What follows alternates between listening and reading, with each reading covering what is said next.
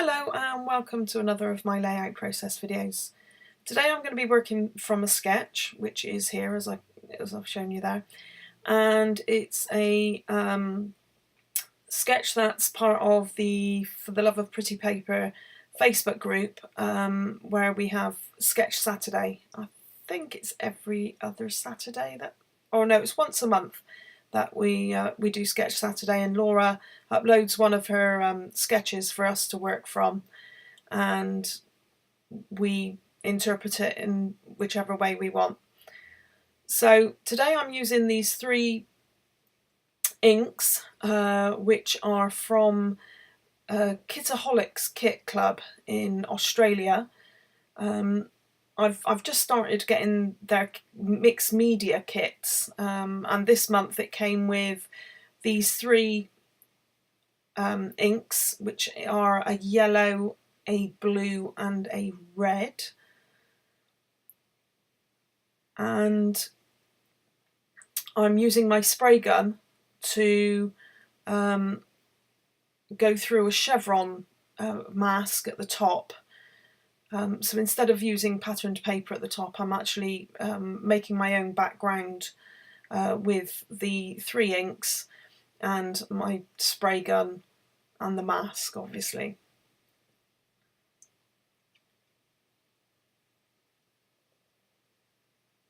So as you see, I'm not cleaning it in between colours, just because I don't mind a bit of the colour mixing with these ones because of the way I'm doing this. And I haven't taped at the bottom of the mask either, because I don't mind if some of it runs onto the paper, because you'll see in a minute that I'm going to do some drips as well to go with it. What I didn't think of when I put this mask on was that white strip, which is obviously the edging of the mask, but it actually works well, and with the whole page in the end anyway. So what I've done there is I've just sort of repositioned the mask, lining up the chevrons again, and just going through the sort of like the stripe pattern again with each colour, just making sure that I've just got rid of most of the blue, because I didn't have a green in the first lot, so I want it as yellow as I can when I go back in with the yellow. So I'm just dropping a couple of drops into the chamber at the top, and then just doing a rough diagonal lines as I did before. So as I was saying just now about the kits before I got sidetracked, yeah, the mixed media kit this month came with the three inks and a sort of abstract-y, sort of acorn shaped mask, which I haven't quite decided what sort of page I'm going to use that on yet. But I loved these colours in the inks, which were absolutely lovely. So as you can see there, I've just pulled off a piece of the paper. I didn't think when I put the washi back down it was actually on sort of like slightly wet ink. So I will be covering that up with something later. So what I'm going to do now is just with the inks, I'm just dropping like one or two drops into a palette, and I'm going to create the drips down the page, a bit like the sketch shows there. So I'm just using one of my water brushes and adding drips at the bottom of the stripes of the sort of like the corresponding colour, and just making some drips down the page, squirting a bit more water out of the brush onto there, just to get it to go all the way down to the bottom of the page. And I didn't think that through first, and so now I'm just going to get a piece of kitchen roll to put underneath to catch the drips, so that there is something sort of absorbing the water. Again, not worrying too much about a little bit of mix of colour, because that's what was happening with the spray gun as well.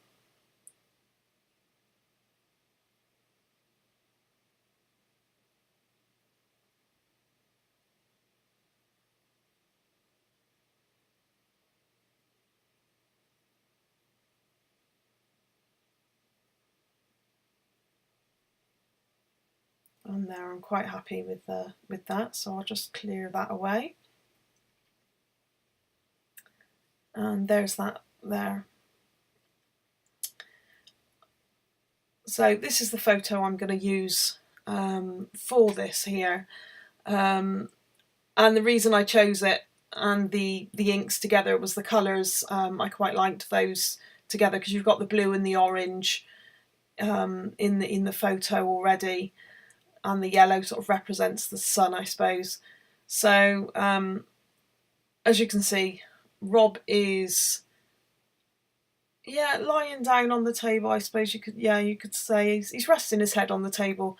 It was after one of our long walks in Italy, where we'd walked the path of the gods and taken about 3.5 hours, 4 hours, I can't remember now. When we got back to the start of the path, there was a little tiny cafe there, and they were selling Aperol spritz drinks, which are our favourite drinks when we're in Italy, and they were only like €3 each. So it was just like, it's got to be done. We were absolutely hanging by then. So when the bloke brought out these drinks, and they were a lot bigger than the usual size of them as well, I think he just sort of like collapsed in relief before he even had a chance to drink it. But yeah, it was quite a funny photo, I thought. So it was I thought it's got to be scrapped at some point, and this seemed like quite a good layout to do it on. So I'm not quite sure. These are all from my scraps packets I've got that I've kept just in case. I'm not quite sure where those watercolour papers came from now. And then this one was, I think, the one with the lemons on was maybe a Studio Calico kit, or I can't remember where that one came from. But seeing as there's lemon in the drinks, well, it's orangey lemon, orangey sort of paper really, and the drink is an orange, a sort of bitter orange drink, so it worked well. I thought it went well with that. So what I'm just doing now is I'm just cutting some chevrons out of the papers I've used, because seeing as the mask was chevron shaped, I thought, well, maybe if I make some chevrons out of this, I can use them in some way on the page in a minute once I've layered up these papers.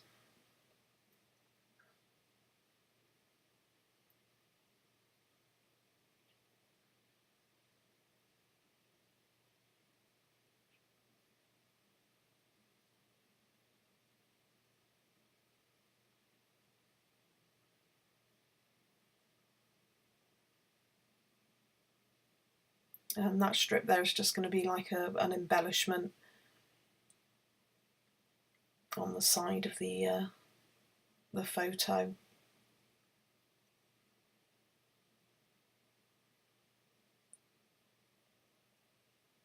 So here I go with the chevrons.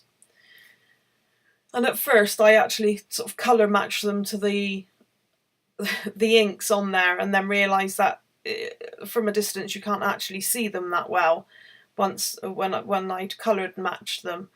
So I do move them around in a minute so that they are sort of on alternate colours, so that you can actually see them as embellishments on there.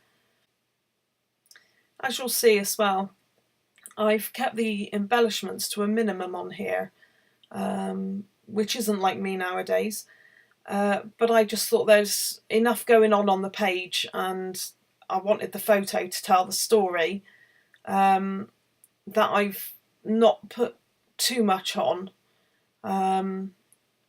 just because I think it's busy enough on its own anyway, this page, with the colours and the drips and everything else. So now time to get everything stuck down. And whilst I'm doing that, I'll tell you that in the next couple of days, hopefully, I'm going to be playing with a new jelly plate, a homemade jelly plate that I've made myself with gelatin and glycerin, and I'm going to experiment and see what happens with it. I've never actually played with one before, so it could be quite exciting to see what it does, and whether it's something that's going to feature in other layouts soon. So as you see, this cut quite quickly to this bit here. I did actually go through my whole, I've got a whole case of alphabets, old thickers, the small alphabets and everything else, trying to find something to make a title, but I just couldn't think of a title that I wanted. So these words are from the Vicky Booton field notes and are left over from my September kit from Lottie Loves Paper, and I thought it fit this really well, and also the black against those colours just pops so well. So it is one of a kind moments. I don't think I'd ever capture a photo like that of Rob again, so I think it went quite well with that. And just to add a few more sort of like of the black embellishments on there, just because they do pop against the white and the primary colours on there.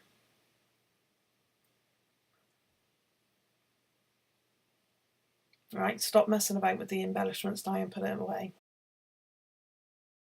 I was thinking of getting my typewriter out to write the title, to write the journal in, sorry. But basically was feeling really lazy.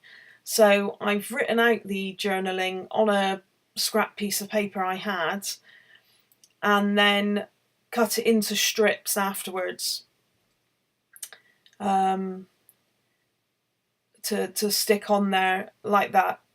I think it looks quite nice actually, because I'm going to keep it sort of just far enough apart that you can still see the drips going down through the page, down around it, but it's just a little bit different than just writing straight onto the page itself. And that's just about finished. Once that's done, I'm just going to leave the page as is. Like I said, I don't want to overcrowd it. So there we are. That's the finished page, and I will be back soon with another video. Bye!